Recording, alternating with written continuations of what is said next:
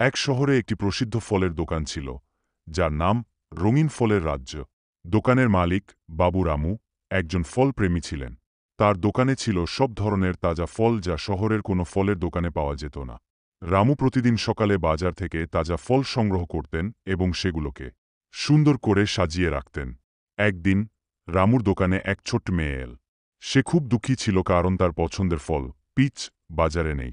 রামু মেয়েটির দুঃখ বুঝতে পেরে সিদ্ধান্ত নিলেন তিনি বিশেষভাবে পিচ আনার চেষ্টা করবেন।